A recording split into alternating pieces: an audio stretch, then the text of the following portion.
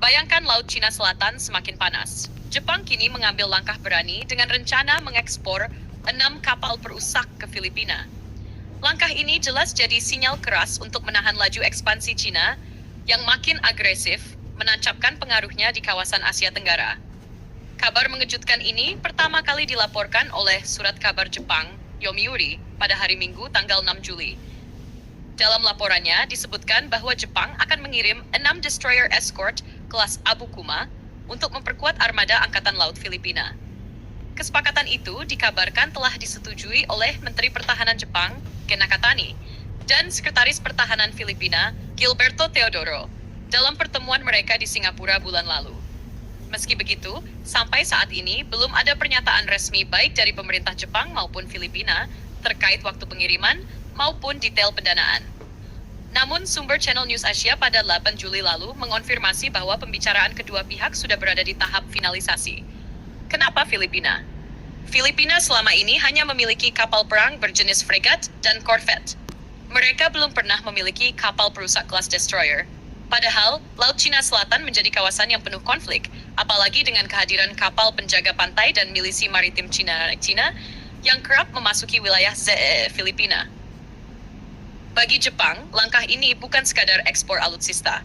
Ini juga bentuk dukungan kepada Filipina, sekaligus pesan tegas ke Cina bahwa Tokyo tidak akan diam melihat agresivitas di perairan Asia Timur dan Asia Tenggara. Kapal perusak yang akan dikirim ke Filipina adalah Abukuma Class Destroyer Escort. Kapal ini tergolong perusak kecil, dengan panjang 109 meter, lebar 13 meter, dan kecepatan maksimal 27 knots. Abukuma dirancang khusus untuk misi perang anti kapal selam atau anti-submarine warfare, serta tugas pengawalan dan patroli laut jarak jauh. Persenjataan Abukuma terbilang lengkap untuk ukurannya. Ia membawa rudal anti kapal selam, rudal anti kapal permukaan, tabung peluncur torpedo, serta berbagai senjata laras besar dan senapan otomatis. Kapal ini diawaki oleh sekitar 120 sampai 130 personel. Meski tidak memiliki hanggar, Abukuma tetap punya landasan helikopter di bagian buritan yang memungkinkan pendaratan helikopter untuk misi cepat.